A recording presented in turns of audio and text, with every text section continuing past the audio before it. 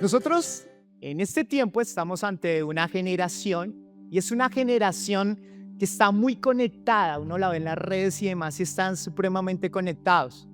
Pero vemos que precisamente en esa generación, de todas las generaciones que han estado hacia atrás, esta es una generación que experimenta soledad. ¿Qué experimenta? Soledad. Pero también podemos ver, cuando entramos a las redes y demás, podemos ver una cantidad de amigos, miles de amigos. Pero aún con todos esos miles de amigos, lo más triste de todo eso es que no encontramos un amigo de todos ellos con el cual nosotros se nos preste como un hombro para poder llorar, para poder hablar de nuestras luchas y demás. Pero también encontramos en esta generación que podemos acceder a muchas prédicas. Usted puede entrar a varias prédicas y demás, pero aún así, aun cuando tiene el acceso a todo eso, aún el corazón está frío y está vacío. Usted también puede ver que tenemos un privilegio, el privilegio de tener la Biblia en nuestros dispositivos. Pero lo más triste de todo esto es que no tenemos tiempo para abrir la Biblia y pasar tiempo con ella. Pero lo más duro de todo eso, de lo que está sucediendo, son las iglesias. Hoy las iglesias están abiertas, pero los cristianos están cerrados. ¿Los cristianos están qué? Cerrados. Cerrados en sus casas, cerrados a adquirir un propósito, cerrados a vivir en comunidad, cerrados a adquirir un compromiso, cerrados a amar a otros. Y cuando hay un cristiano que no se congrega, que empieza a desconectarse, algo empieza a suceder dentro de él. Empieza a enfriarse, ya su pasión la empieza a perder, ya no quiere amar en comunidad, ya empieza a pensar de una manera solitaria. La pasión y su fe empieza a menguar, porque poco a poco el no congregarse dentro de sí empieza a generar un desgaste, porque Dios nos hizo para relacionarnos y para crecer. Pero no todo es malo, porque si hay algo en lo cual nosotros podemos ver que Dios trajo una solución, es precisamente que hay un lugar donde Dios puede fortalecer nuestra fe, fortalecer nuestro corazón, encender esa fe y poder transitar en esa disciplina y en esa formación de Dios. El propósito de ese lugar es precisamente la iglesia. La iglesia está para encender la fe. La iglesia está precisamente para que el corazón se fortalezca y para que tu alma dé fruto. ¿Para que tu alma qué? Dé fruto. Eso es lo que hace el congregarse. Estaba mirando hace unos días cómo hay unas plantas que me parecían muy extrañas. ¿Por qué me parecen extrañas? Porque empiezan a ser plantas que están deformes. ¿Y por qué deformes? Porque son plantas que fueron hechas para estar todo el tiempo a la luz del sol. Tienen que pasar de 4, 6 o 8 horas frente al sol para que puedan dar fruto y puedan crecer. Pero algunas personas, sin saber, han adquirido esas plantas y las han llevado a vivir bajo la sombra, bajo su casa y demás. Y la planta, como una manera para tratar de sobrevivir, empieza a alargar sus ramas y empieza a tratar de buscar el sol. Porque esa planta fueron hechas precisamente para estar ¿en el qué? En el sol. Y esas plantas no pueden crecer bajo la sombra. ¿No pueden crecer bajo qué? Bajo la sombra. Y así hemos titulado esta charla de hoy. ¿Cómo se llama la charla? No puedes crecer bajo la sombra. Dígale al que está a su lado: no puedes crecer bajo la sombra. ¿Y a qué se refiere? Estas plantas tienen un nombre que se llaman las heliofilas. Esas heliofilas necesitan del sol para el proceso del nutriente del sol, el poder tener esos nutrientes que le puedan llevar a fortalecerse. Eso es lo que hace la planta. Y eso es lo que un cristiano que anda encerrado en su casa, un cristiano que anda encerrado en su trabajo, que anda encerrado en las sombras de este mundo, es un cristiano que no puede crecer. Es un cristiano que no puede ¿qué? Crecer. Porque para él es necesario poderse congregar, porque el lugar de congregarse es el lugar donde puede crecer sanamente. Eso es lo que nos dice allí las escrituras. Ahora, ¿dónde dice esto en las escrituras? ¿De dónde está? ¿Dónde podemos encontrar si realmente es importante congregarnos? si realmente cuáles son los beneficios de congregarme, cuáles son los beneficios de estar bajo ese sol grande que es la iglesia que Dios ha determinado. Y lo podemos ver en Hebreos capítulo 10. Pero antes que leamos Hebreos capítulo 10, le voy a hablar un poco de lo que está sucediendo en Hebreos. Hebreos, como dice su nombre, no sabemos exactamente el autor. Algunos dicen que fue Pablo, otros dicen otras personas, pero yo pienso que fue Pablo, es el que más cercano allí. Y estos hebreos, como su mismo nombre lo dice, son judíos que solamente creían en el Antiguo Testamento y estaban esperando al Mesías. Y ellos aceptaron a Jesús como el Mesías. ¿Aceptaron a Jesús como qué? Como el Mesías. Al aceptar a Jesús como el Mesías, ellos empezaron a seguir la fe del cristianismo. Pero en ese momento los hebreos empiezan a ser perseguidos. Esta carta fue dirigida a los hebreos porque estaban desanimados. La carta lo que quiere hacer como tal es darle ánimo y una advertencia. El ánimo porque ellos estaban viviendo momentos difíciles. ¿Cuáles eran los momentos difíciles? A raíz de su fe estaban siendo perseguidos por los romanos. A raíz de su fe, su propia familia, los que eran sus amigos, empezaron a seguirlos, a hacerlos a un lado como tal. Su propia familia empezó a rechazarlos porque ellos decidieron seguir la fe. Y allí ellos están desanimados, están en desaliento, pero hay un común denominador en ellos que dejaron de congregarse. ¿Qué empezaron a hacer? Dejar de congregarse. O sea, ellos empezaron a ver, lo mejor de todo esto es volver atrás. ¿Por qué? Porque ellos decían, toda esta persecución que estamos viviendo, aún la crisis económica y todo lo que está pasando por la fe que yo acabo de adoptar, no, yo prefiero dejarme de congregar, yo prefiero volver nuevamente atrás, porque estaban desanimados, estaban sin aliento.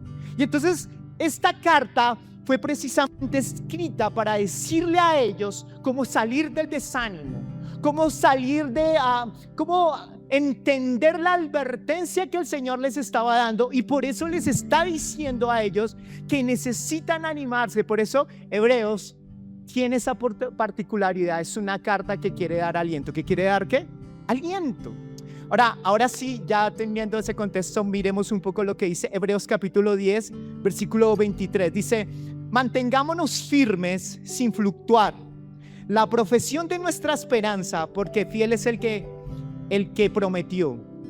Y considerémonos unos a otros para estimularnos al amor y a las buenas obras, no dejando de congregarnos como algunos tienen por costumbre, sino exhortándonos, y tanto más cuando veis que aquel día se acerca.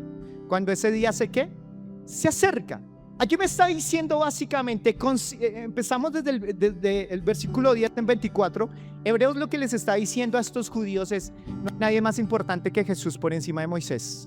Y les está diciendo, hebreos, ustedes tienen un sumo sacerdote, y ese sumo sacerdote, ¿quién es? Jesús. Y él está diciendo, ese sumo sacerdote es el sacerdote de la iglesia, no es su nombre, es Jesús. Y les acaba de decir algo, les dice, ustedes pueden entrar confiadamente al trono de la gracia. Y él está diciendo, ahora Jesús ha conquistado y pueden entrar a la presencia de Dios a disfrutarla, pero además de eso tienen a Jesús como el sumo sacerdote. Y luego les empieza a decir allí, considere unos a otros para estimularnos al amor y a las buenas obras. Lo primero que les está diciendo allí es que la iglesia o la congregación lo que hace es que se preocupa por su hermano para que haga buenas obras y para que sea perfeccionado en el amor, para que ame y se perfeccione en las buenas obras. O sea, les está diciendo, hebreos, es importante que no dejen de congregarse, porque en el congregarse está el aliento de los unos con los otros para ayudarse, para ayudarles a que obedezcan la palabra, para ayudarles a que se perfeccionen en el amor de Dios, pero también para poder amar a otros, pero también para hacer buenas obras. Ese es el propósito por el cual les está diciendo eso allí. Luego llega en el versículo 25 y dice, no dejando de congregarse como algunos tienen por costumbre. Les está diciendo, hay algunos que tienen la costumbre, aún abandonaron la fe porque dejaron de congregarse. Y al dejarse de congregar, su fe se debilitó. ¿Su fe se debilitó. Y él les está diciendo, no dejen de congregarse. Y así como hay el mandato de no matarás, como el mandato de amarás a Dios sobre todas las cosas, hay un mandato. Y ese mandato es que no debemos dejarnos ¿de qué? De congregar. Ese es un mandato que tú y yo debemos comprender. Es el mandato que Dios nos ha dado. O sea, básicamente el Señor les está diciendo: no abandonen la iglesia, no abandonen la iglesia, no dejen de reunirse. Eso es lo que está diciendo allí. Porque Él sabía que eso que estaba pasando los iba a debilitar. Sus luchas vendrían sobre ellos y serían presa fácil para el enemigo. Ahora llega y dice: exhortándonos unos a otros. ¿Y a qué se está refiriendo ahí Hebreos en esa parte? Está diciendo que exhortarnos los unos con los otros es animarnos. Dígale al que está a su lado: usted me tiene que animar. Dígale al que está a su lado: usted me tiene que corregir. Usted me fortalece. Eso es lo que hace la iglesia. Miren esto allí. La iglesia está para exhortarnos. Y la exhortación se refiere a que me corrige, a que me anima, a que me levanta, porque eso hace la iglesia. Pero la iglesia también es un lugar donde se protege nuestra fe. Es un lugar donde somos fortalecidos. El que viene desanimado es levantado, porque Dios lo levanta, lo lleva a otro nivel por medio de la iglesia. Pero también la iglesia demuestra que es el diseño de Dios. ¿Qué es el diseño de quién? De Dios. El diseño para el cristiano es que se congregue, porque al congregarse refleja algo. Refleja la unidad entre el Padre, el Hijo y el Espíritu Santo, que viven en comunidad como tú y yo necesitamos de vivir en comunidad. Amén. Así que dígale al que está a su lado: cuando tú no vienes a la iglesia, la unidad se debilita en la iglesia. Dígale al que está a su lado: cuando tú no vienes a la iglesia, no es lo mismo. La iglesia se debilita. ¿Por qué? Porque la iglesia está hecha para estar unidos. Ahora, podríamos hablar entonces cuáles son las razones bíblicas o qué razones o qué beneficios tiene el congregarme. Lo primero, la palabra que dice es para que adoremos juntos. Mateo 18:20 dice 18:20 dice lo siguiente: que si 2 o 3 están en mi nombre, yo estaré en medio de ¿qué? De ellos. Miren lo que está diciendo acá. Cuando tú haces un devocional en la casa, la presencia del Señor se manifiesta, pero la presencia de Dios se manifiesta mayormente en la iglesia. ¿Mayormente en dónde? En la iglesia. Por eso el congregarnos tiene un mayor fluir en su presencia, porque Dios lo ha determinado de esa manera. Ahí es donde crecemos, allí es donde avanzamos. Pero también la iglesia es el lugar para recibir instrucción y ser formada nuestra fe. La palabra en Romanos 10:17 dice porque la fe viene por el oír, y el oír ¿qué? La palabra de Dios. Cuando vienes a la iglesia se te predica, pero también se te enseña. ¿Para qué? Para fortalecer tu espiritualidad. Lo tercero que tenemos que comprender dentro de por qué razones o cuáles beneficios es porque nos apoyamos unos a otros. Gálatas 6:2 dice que todos nosotros llevamos las cargas los unos de los otros. ¿Y eso qué representa? Que en la iglesia hay consuelo, amistad y apoyo. Amén. A veces usted podrá decir: pero eso yo no lo siento, porque a veces venimos cerrados y no queremos abrirnos a otros. Pero el propósito de la iglesia es ayudarnos a cumplir ese propósito de ayudarnos en las cargas. Pero también la iglesia está para servir con los dones que Dios a ti te ha dado. O sea, la palabra don se refiere a un regalo, a carisma. Todos los que estamos dentro de la iglesia, por lo menos uno tiene un don. Y ese don es para servir a otros. Y la palabra del Señor dice que cuando nos congregamos empiezan a salir los dones y empiezan a crecer, y la iglesia se fortalece. Porque hay cosas que el otro necesita. Yo les contaba como un amigo mío en la universidad que era ateo me decía: lo más fundamental en la vida es aprender a servirse los unos con los otros. Y a veces se nos olvida que el propósito de la vida es servirnos los unos con los otros. Y Dios te ha puesto en la iglesia y te ha dado un carisma, un don para servirnos los unos a los otros. ¿Para servirnos los unos a qué? A los otros. Eso es lo que hace allí la iglesia. Necesitamos eso, pero también es un lugar donde nos mantenemos firmes en tiempos difíciles. O sea, la iglesia es un lugar donde las personas me sostienen, me apoyan en los momentos difíciles, donde mi fe se debilita. Eso es lo que hace allí la iglesia. Amén.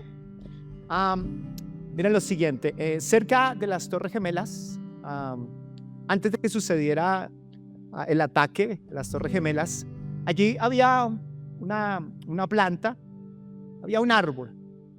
Y ese árbol no era un árbol para irse a tomar fotografías antes del atentado. Era un árbol que uno dijera, uy, qué árbol tan hermoso. Era un árbol cualquiera, igual a los otros. Un árbol normalito, un árbol igual, comparado. Pero era un árbol que llevaba mucho tiempo y que, a pesar de todas las estaciones, ese árbol se estaba fortaleciendo interiormente. Sus raíces estaban haciendo fuertes, porque ese árbol aprendió que en medio de las tormentas y demás se hizo fuerte. En medio del viento, de las bajas temperaturas, el árbol se hizo fuerte. Y se hizo fuerte de tal manera que ese árbol empieza a representar algo que se llama, o nosotros reconocemos como disciplina. ¿Por qué? Porque ese árbol permanecía firme recibiendo los nutrientes, permanecía firme porque el sol estaba dando también energía, y porque aun cuando otros árboles se secaban y otros árboles se partían y demás, ese árbol permanecía. Ese árbol empezó a desarrollar algo que tú y yo necesitamos: disciplina. Dígale al que está a su lado, tú necesitas disciplina. Y esa disciplina de ese árbol, de permanecer, de estar atento a los nutrientes, de estar en medio de las situaciones difíciles como tal, lo hizo fuerte. ¿Lo hizo qué? Fuerte. Y cuando ese árbol, cuando vinieron el atentado y demás a las Torres Gemelas, hubo una gran explosión y resultó que ese árbol quedó partido. Y cuando empezaron a ayudar los bomberos a las personas y demás, empezaron luego a tratar de levantar a los árboles. ¿Y saben qué pudieron hacer con este árbol? Se levantó. ¿Por qué? Porque sus raíces eran fuertes, porque sus raíces estaban completamente formadas por la disciplina. Y uno podría decir, wow, ese árbol se hizo fuerte en la crisis. No, ese árbol se hizo fuerte antes. ¿Por qué? Porque fue disciplinado y la disciplina le dio fuerzas. Tú, como cristiano, debes reconocer que necesitas disciplinas para que cuando venga el momento difícil las cosas no te apabullen y te pasen por encima. La disciplina se forma, así como ese árbol. Dios quiere que nosotros permanezcamos. Así Dios quiere que nosotros tengamos las disciplinas de orar, la disciplina de leer la palabra, pero también la disciplina de congregarnos. Y cuando tú empiezas a tener esa disciplina, te preparas para la crisis, aún para las bendiciones. Pero aquella persona que no es disciplinada, que no se disciplina en congregarse, es fácilmente una presa fácil para el enemigo, porque no se congrega, porque no entiende las disciplinas espirituales. Cuando hablamos de disciplinas espirituales, imagínense que el Señor está con una ducha. Imagínense acá la ducha. El Señor es el que la maneja. El Señor abre y cierra la llave. Él cierra y abre la llave. O sea, Él decide, tú te metes debajo de allí debajo del registro, estás allí debajo de la ducha, y el Señor decide cómo te bendice, cómo te ilumina, cuándo quiere hacerlo, cuándo no, y el Señor va a hacerlo como tú quieras. ¿De acuerdo? Ahora, ¿qué es lo que tú y yo debemos hacer entonces? Lo que debemos hacer es estar debajo de ¿qué? ¿Debajo de qué? De la ducha. ¿Por qué? Porque cuando yo estoy lejos de la ducha, yo no puedo ver las bendiciones, no tengo claridad. Pero cuando estoy debajo de esa ducha, yo puedo ver el propósito de Dios. Yo puedo ver lo que Dios desea para mí. Yo puedo ver para dónde Dios me quiere llevar, porque estoy bajo de ¿qué? Bajo la ducha. Entonces, ¿cuál es mi trabajo? Mi trabajo es permanecer bajo esa ducha. ¿Y cómo yo permanezco bajo esa ducha? Con disciplinas espirituales. ¿Con disciplinas qué? Espirituales. O sea, la disciplina espiritual es la que me lleva a permanecer en Él, para que Dios sobre y haga como Él quiere sobre mi vida. Necesitamos desarrollar la disciplina de la oración, la disciplina de la palabra y la disciplina de congregarnos. Porque cuando tú adquieres esa disciplina, puedes llegar a dar fruto. ¿Puedes llegar a dar qué? Fruto. Eso es lo que quiere Dios, que demos fruto. Cuando hablamos de disciplina, el Señor está diciéndonos allí, no dejando de congregarse. Miren esto, la palabra iglesia tiene que ver con asamblea. ¿Qué tiene que ver con qué? Con asamblea. Mírenme en un momento. Asamblea o iglesia, en su contexto original está refiriendo a salir fuera. ¿A salir qué? Fuera. ¿Fuera de dónde? Fuera de nuestro trabajo, fuera de la familia, fuera de las preocupaciones. Y la iglesia se supone que sale de todo eso para buscarlo a Él. Pero para eso se necesita haber formado disciplina. Porque el cristiano tiene disciplinas espirituales, cuando venga la crisis, como ese árbol va a permanecer firme. Pero si no hay disciplina, cuando venga la crisis, ¿qué va a pasar? Se va a partir. Porque no ha formado disciplinas espirituales. Cuando uno busca definiciones sobre disciplina, podríamos aprender un poco de lo que hablan en la cultura. Y ustedes podrían ver que Yokoi Kenji, ¿recuerdan? Yokoi Kenji. Este hombre lo que habla es que la disciplina vence ¿qué? La inteligencia. ¿La disciplina vence qué? La inteligencia. O sea, él está diciendo que la disciplina tiene la capacidad de alcanzar lo que la inteligencia no tiene la capacidad de alcanzar. Y él llega y habla de 3 cosas importantes para poder alcanzar disciplina. Le hicieron una pregunta: ¿cuál es la manera para alcanzar disciplina? Y él llega y expone de la siguiente manera. Él dice: lo primero es organización. ¿Es qué? Organización. Lo segundo es limpieza. Y lo tercero es puntualidad. Primero, organización. Se está refiriendo a organizar el tiempo, saber el paso a paso. Limpieza se está refiriendo a sacar todo lo viejo para que entre lo nuevo. Pero también está hablando de poder ser puntuales. O sea, que le está diciendo: si tú quieres empezar a ser disciplinado, lo que necesitas es organización, lo que necesitas es limpieza y lo que necesitas es ¿qué? Puntualidad. Ahora, yo sé que esto es un consejo de humanos, pero pudiéramos hablar un poco sobre la palabra y traerle un poco esos 3 consejos allí.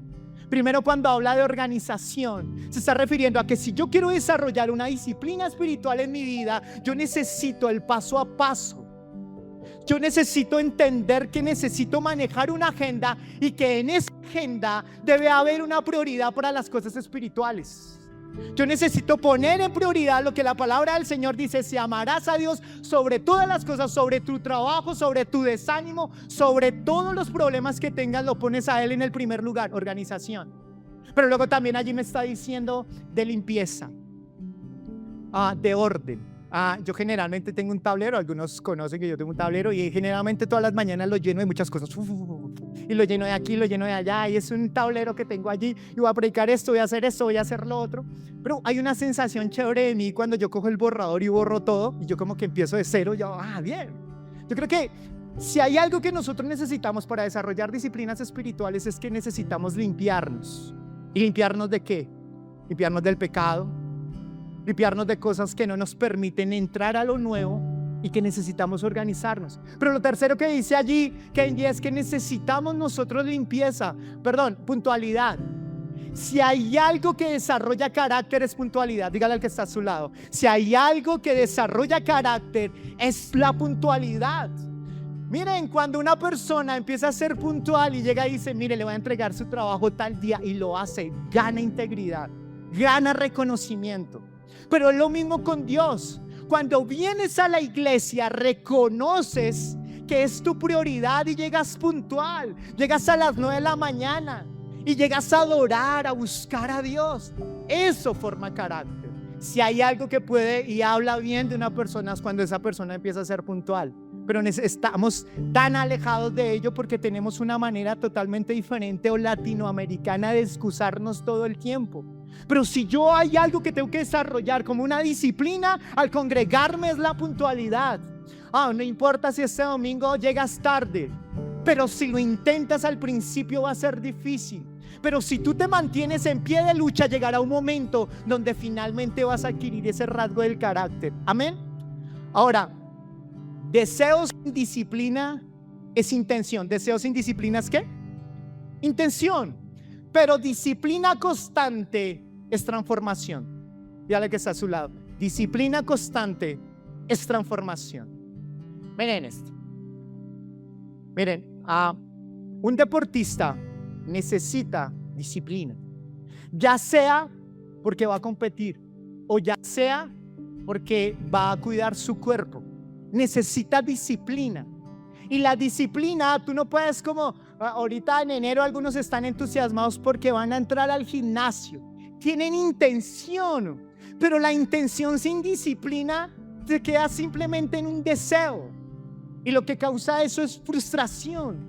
Pero una disciplina constante trae ¿qué? Transformación. Si un deportista empieza con su disciplina de levantarse, de comer ciertos alimentos, de hacerlo disciplinadamente y demás, eso trae una transformación en el cuerpo. Y es la misma manera cuando tú te empiezas a congregar, empieza a haber una transformación en tu vida, una transformación espiritual, porque permaneces en la disciplina espiritual y eso va a traer un cambio. Amén.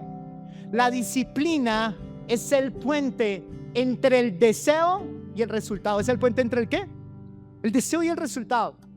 Por eso a ustedes muchas veces han tenido: yo me quiero meter este año con Dios, este año que viene, y voy a hacer devoción. Mire, por esta, Señor, yo le voy a hacer con toda. Yo voy a empezarme a congregar, no va a faltar nada. Y está lindo tu deseo, está linda tu intención. Y tú quieres ver resultados, quieres ver a tu familia consagrada al Señor, quieres tener una vida llena de unción, llena de propósito, llena de sueños. Tienes ese deseo, pero el puente para ver los resultados es disciplina. ¿El puente es qué?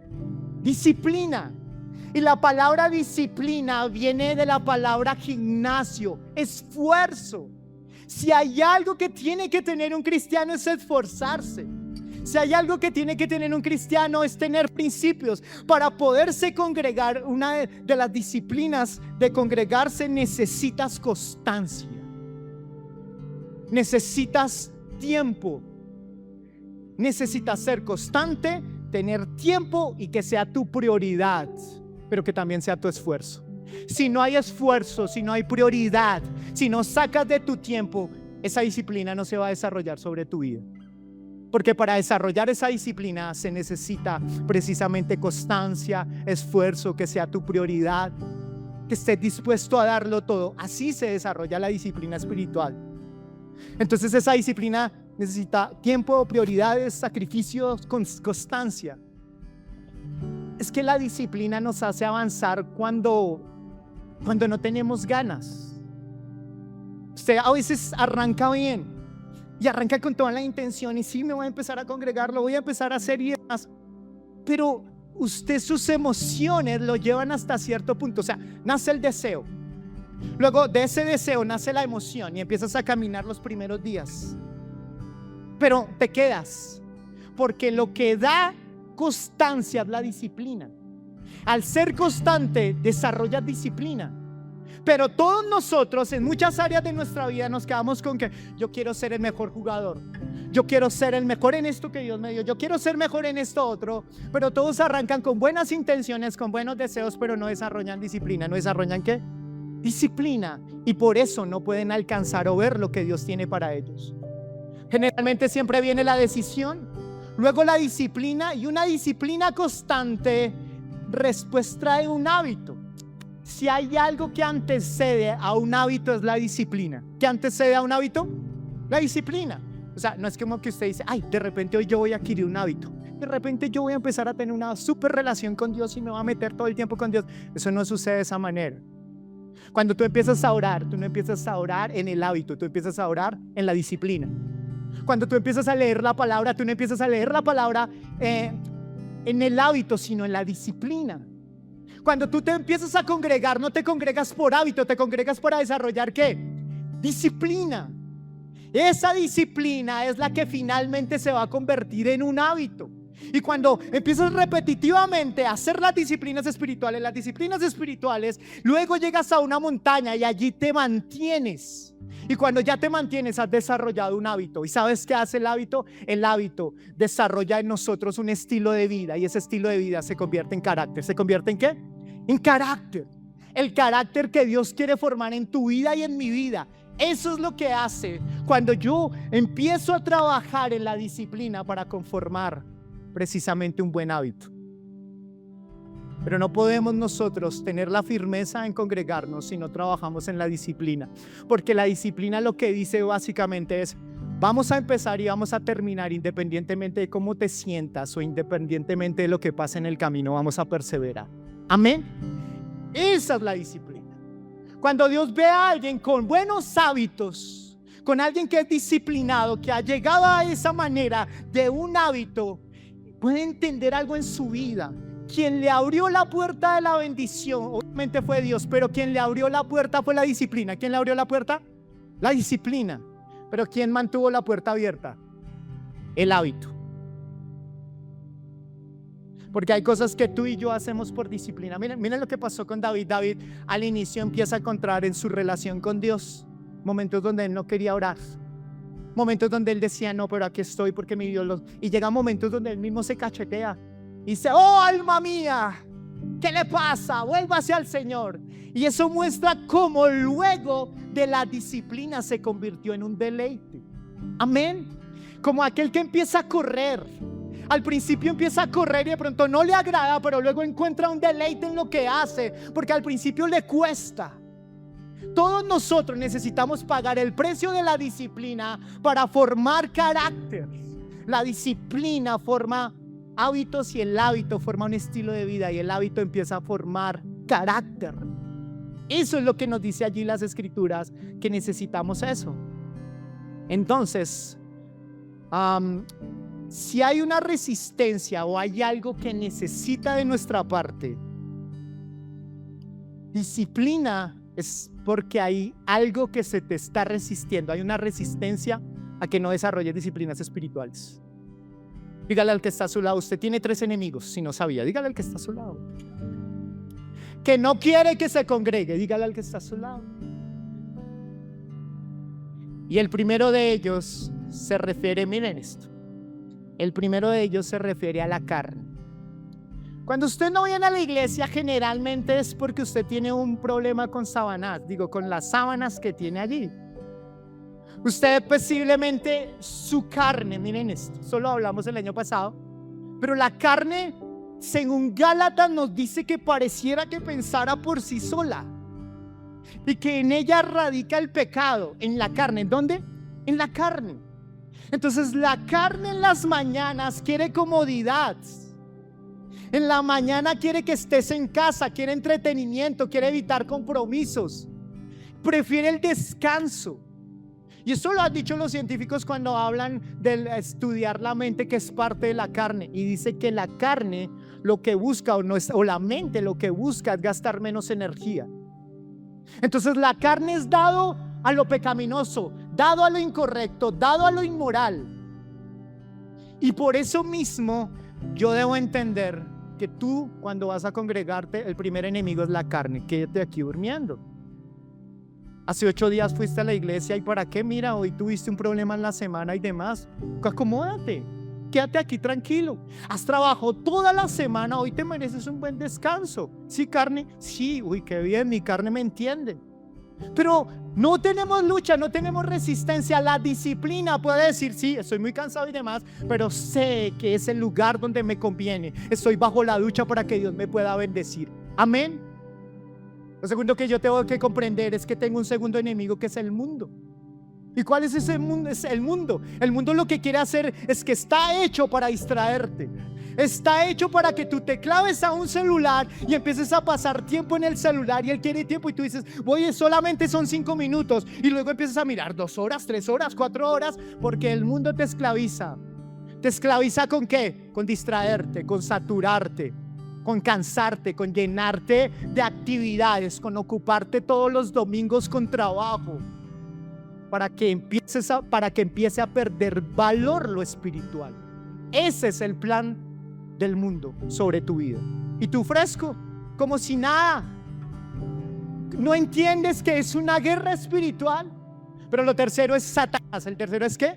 Satanás. Y eso a mí me parece tenaz. Miren esto, y les voy a hablar un poco sobre lo que enseña la Biblia. La palabra del Señor dice que en el cielo Satanás se trajo unos ángeles, y esos ángeles se convirtieron en demonios. ¿Se convirtieron en qué? En demonios. Esos demonios vienen sobre las vidas o por las generaciones pasadas. O sea, esos demonios no mueren. Y esos demonios vienen y tienen una misión. Tienen algo delegado por Satanás. La palabra demonio se refiere a seres inteligentes. ¿Se refiere a seres qué? Inteligentes. Si son seres inteligentes, entonces ellos harán todo lo imposible para que tú no te congregues. Te hablará la mente, a las emociones y al corazón para que no te congregues. Porque él sabe que un cristiano que no se congrega es un cristiano débil. Es un cristiano que es fácil presa para el enemigo y que el enemigo lo puede llenar de cualquier cosa.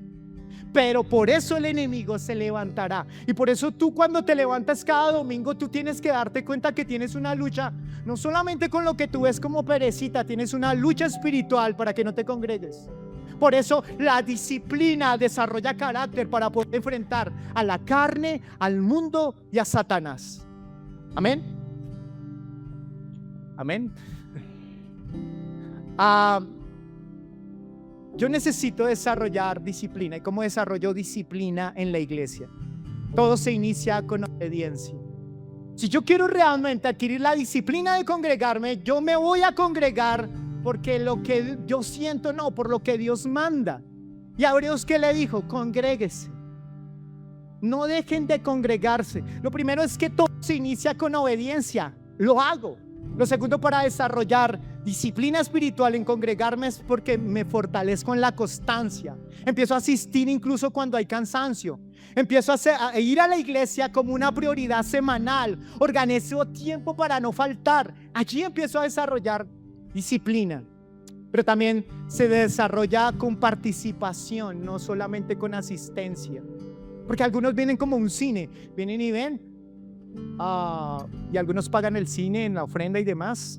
Ven, miran la película acá, les gustó, ay, no me gustó lo que predicó el pastor, no sé qué, no sé cuánto, y se van. No, la iglesia no se hizo para eso. El problema es que cuando nos hablan de iglesia, nosotros fuimos formados generalmente en una cultura que no es la cristiana, y nos enseñaron que iglesia era como una casita donde había una cruz arriba, ¿recuerdan?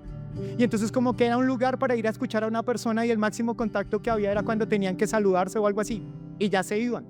Ese concepto de iglesia no es el concepto de iglesia bíblico. El concepto de iglesia bíblico es que compartimos los unos con los otros y nos involucramos. Pero pastor, a mí me cuesta a veces relacionarme con otros. El Señor te colocó justamente en ese lugar para que desarrolles amor por los demás y para que dejes el egoísmo. Eso es lo que el Señor quiere, que nosotros empecemos a crecer con unión. Entonces, el congregarnos o desarrollar esa disciplina no solamente se desarrolla con participación, también se desarrolla con relaciones espirituales. Yo empiezo a comprender que aquí hay amistades espirituales, que hay mentores, hermanos que nos animan, que hay personas con quienes oramos, compañeros de crecimiento, compañeros que nos ayudamos en las enfermedades, en las buenas y en las malas. Generalmente aquí dice, pastor, pero eso yo no lo he alcanzado, pastor, pero no sé qué, porque a veces generalmente viene de personas que les cuesta relacionarse con otros, mostrar sus debilidades, abrirse con otros, pero la palabra del Señor les enseña que aún allí es donde hay crecimiento. La palabra también allí me enseña que la manera es ejercitarme a través del servicio. Miren esto, yo como pastor sé que esto que yo estoy predicándoles hoy, no fue que esta mañana lo estudié y me puse a mirar a ver qué voy a predicar. Es un estudio de una semana. ¿Para qué? Para servirles a ustedes. Porque yo sé que yo soy la figura de la iglesia, de sello de tu esencia. Pero yo no tengo ningún problema si tengo que ir a destapar un baño. Y los que me conocen saben eso. Yo no tengo ningún problema para ir a limpiar el popó de los baños cuando a veces los dejan vueltos nada. Yo no tengo ningún problema para correr sillas y demás y trapear. Si hay que hacerlo, lo hago. Porque la iglesia, ahora, ¿quién ha formado eso? En mí, Dios.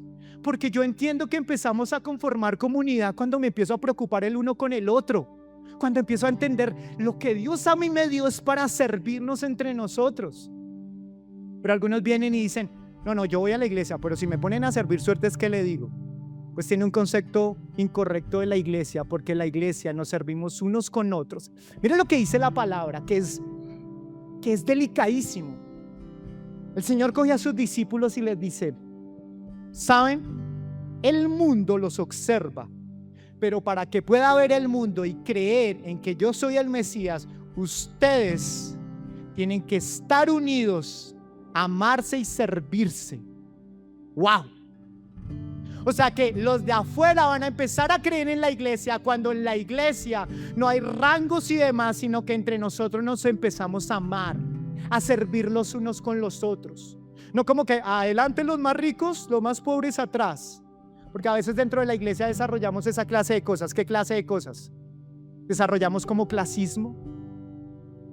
Como que ese se viste bien, yo me hago con el lado que se viste bien. No, los más humildes no, los más humildes a un lado. O a veces con el extranjero. No. Ese extranjero hágase a un lado, yo no quiero nada con eso. No, la iglesia no está para eso. Y yo entiendo, muchas iglesias se han formado de esa manera. La iglesia de los gomelos, la iglesia de los metaleros, la iglesia de esto. No, el propósito del Señor era que todos estuviéramos en su propia iglesia. Pero ustedes dicen, uy, tremendo. Pero la pregunta es, ¿tú tienes esa clase de actitudes a veces? ¿Tú eres clasista con las personas? ¿Solamente eres amigo de aquellos que te convienen? No, la iglesia no está para eso. La iglesia realmente está para amarlos los unos con los otros, con ese amor ágape. Amén. Entonces, esa disciplina se desarrolla cuando tú empiezas a involucrarte en música, enseñanza, en limpieza, en ayuda social, en oración, en empezar a desarrollar ciertas cosas. Cuando tú empiezas a congregarte, allí empiezas a encontrar los dones. ¿Por qué? Porque un día están predicando la palabra, por ejemplo. Y entre todos uno dice, mire, yo pienso tal cosa. Y todos dicen, uy, lo que él acabó de decir me ministró. Uy, ese man tiene el don de la palabra y cómo predica y demás. ¿Cómo lo descubrieron? Cuando se congregan. Cuando tú te empiezas a congregar, tú empiezas a llevar las luchas de tu familia, las empiezas a comprender y empiezas a trabajar juntos. Pero cuando alguien no está involucrado en la iglesia, es una persona que no es doliente. Sí, en la iglesia está pasando eso. Sí, muy bien, que lo solucionen ustedes. Muy bien, chao. Pero cuando estás al frente, tú dices, yo soy la solución. Yo puedo arreglar esto, yo puedo arreglar lo otro. Porque la iglesia no la hace un pastor. Yo soy una figura, pero todos nosotros somos una red para servirnos. Dios, como ha puesto dones en mi vida, ha puesto dones en tu vida para trabajar como un equipo. Es la iglesia. Amén. Y voy terminando con esto. Miren a nuestro alrededor. ¿Qué vemos a nuestro alrededor? El mundo está enfermo. El pecado ha debilitado al hombre. Las familias se desmoronan, los hogares se apagan y muchas personas en estos momentos, jóvenes, mujeres y demás, están viviendo sin propósito, están caminando sin dirección, están sobreviviendo pero no están viviendo. Y Satanás no está jugando en estos momentos. Satanás lo que está haciendo es derribando. ¿Qué está derribando? Matrimonios. Está destruyendo identidades, está apagando sueños, está esclavizando mentes, está endureciendo el corazón. Y por otro lado podemos ver que entonces la humanidad está en una decadencia moral y una decadencia espiritual. Eso es lo que está pasando a nuestro alrededor. Hombres más vacíos, mujeres heridas, jóvenes sin esperanza. Pero escuchen esto. Cuando la oscuridad se hace mucho más grande, el Señor no se queda en silencio. El Señor levanta un ejército. Y es un ejército no perfecto, pero es un ejército que antes estaba muerto y que ahora vive. Y ese ejército es la iglesia. La iglesia está para contener el pecado. La iglesia está para levantarse y empezar a ser guía, luz en medio de la oscuridad. La iglesia es la respuesta para esos matrimonios destrozados. La iglesia los restaura. La iglesia está para aquellos que han perdido identidad, propósito en su vida. El Señor quiere darles identidad, quiere darle propósito, quiere darles esperanza. Eso hace la iglesia. Tú y yo somos parte de ese ejército. La palabra del Señor dice que el reino de los cielos es para los violentos. ¿Para quién? Para los violentos. Tú y yo necesitamos entender que no es solamente congregarme, sino que soy parte de un ejército que Dios levanta para enfrentar a las tinieblas, para enfrentar todas las mentiras y engaños del enemigo. Tú eres parte de ese ejército. Pastor, yo con mis debilidades, y tú, maestro, con tus debilidades. Dios nos llama a congregarnos. Amén. Quiero darle gracias a todos aquellos que estuvieron en esta mañana.